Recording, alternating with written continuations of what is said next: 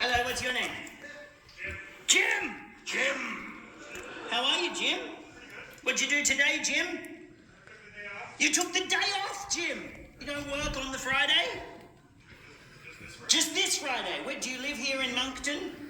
Oh, amazing. What do you do for a job, Jim? Can I ask? I work for the governor of Canada. You work for the governor of Canada? You work for the governor of Canada? The whole country. What do you do for the governor? Please tell me you don't work in immigration, because I don't... might not have a legal work permit, Jim. What do you do for the governor? I help them, employers fill out their files for... I don't know if you can hear what Jim is saying in the balcony, but if you can't, you're very lucky. Because he just said, I help the employers fill out forms and such. What do you do? What do you mean? You help the governors... Records of employment for people who work for the governor? For government. Did you say you work for the governor or the government? Oh, not the governor. I was like, does Canada have a governor? You work for the government of Canada. You're a civil servant. You are in no way in direct contact with the imaginary governor of Canada. And yet, you let me say you work for the governor? The governor? He works for the governor. You let me dig that fucking hole. Jesus Christ, Jim.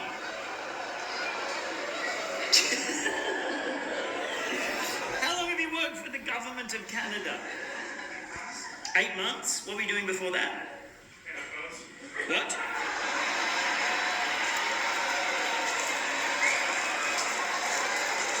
You all heard that and I didn't, but your response is better than anything I could have said. What did you used to do? Canada Post! Ah, is that a tabloid newspaper of sorts?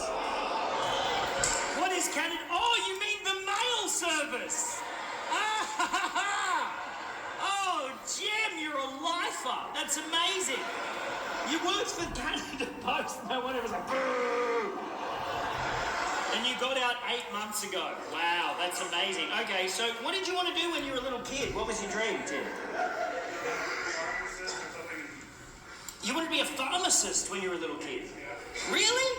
Did you used to do little bedroom experiment? You'd bring your friends in and like prescribe them hard drugs? You need to be on antidepressants. No, that's more of a doctor thing. Why did you want to be a pharmacist? I want to help people who are easier to be a doctor. You wanted to help people and it was easier than being a doctor. Any pharmacists in? Yeah? Is it easier than being a doctor? Ah! Jim! Take that, Jim! Let's talk to the pharmacist. What's your name? You don't want to talk to me? Why not? Are you a pharmacist? You don't want to talk to me? You were so emphatic with your fuck no. I was like, it's going to be entertaining to talk to you. No? What did you want to do when you were a little kid? Did you want to be a pharmacist? You always wanted to be a pharmacist. Can I just check? Did anyone else have a childhood dream to be a pharmacist? Anyone else? I think we have the two only people in all of Canada who had a dream to be a pharmacist. Do you know one another? What's your name? Shannon? It's Jim, right? Jim, Shannon, Jim. Jim, who are you here with this evening?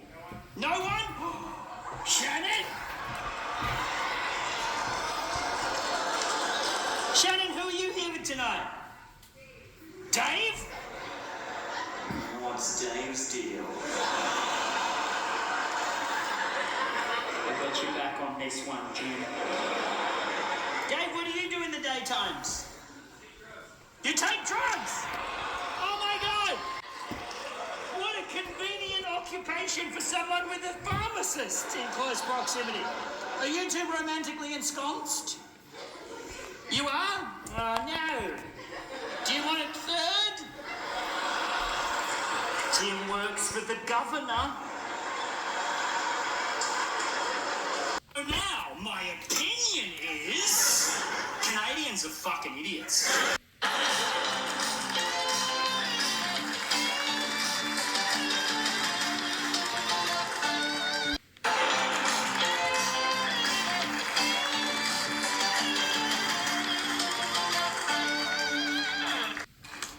Me again.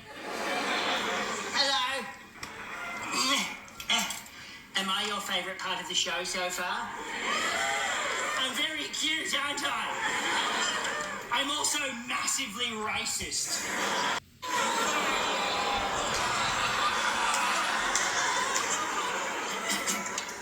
Thank you, it's great to be here, great ones. How about a hand for everybody's favourite nun, Sister Dimpner?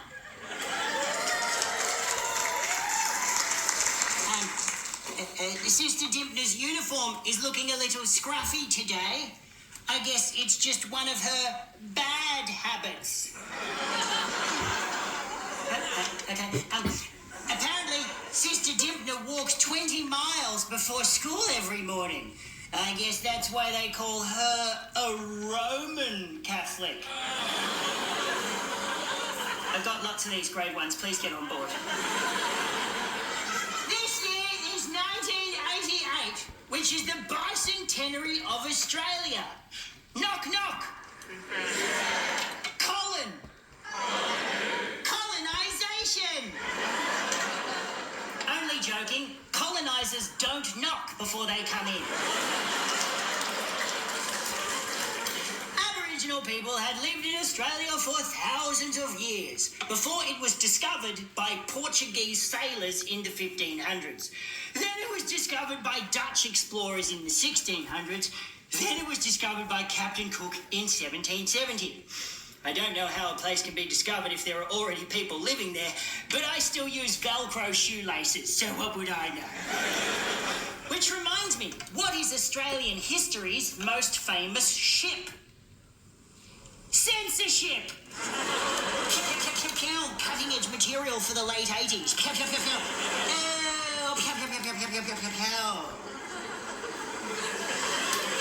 On the 26th of January 1788, Captain Arthur Phillip hosted the first ever barbecue for him and his crew and the 850 criminals he brought with him. We don't celebrate it as a national holiday yet, but those colourful criminals with their rich tapestry of fantastic backstories would go on to be the founders of a surprisingly boring society. Which reminds me, why did the insomniac get sent to the Australian penal colony? They were resisting arrest. Insomnia. I'm only 7, Jesus. Now it is 200 years later. There are 16 million people living in Australia.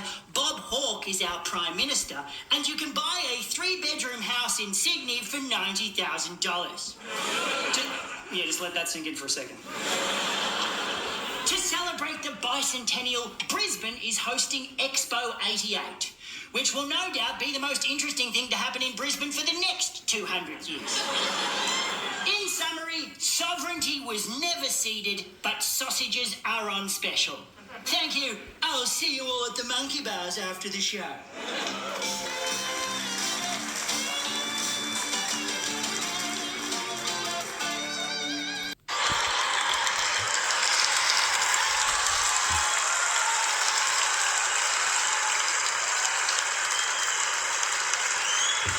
It occurs to me that this is the perfect analogy for American politics.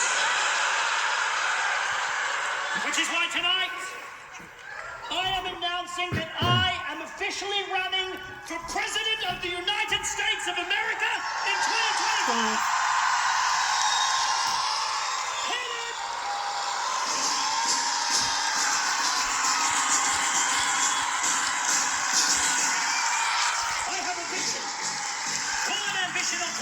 I made a decision to break the tradition and bring a petition to this inquisition. It's a proposition, an admission of my position, and it began by Googling words that rhyme with vision. I was born to stand upon the stage, but times have changed and I began to disengage. Then Lady Luck delivered me into the TikTok age, where no-faced pricks like me are all the fucking rage. My sacred works of art dissected into gimmicks.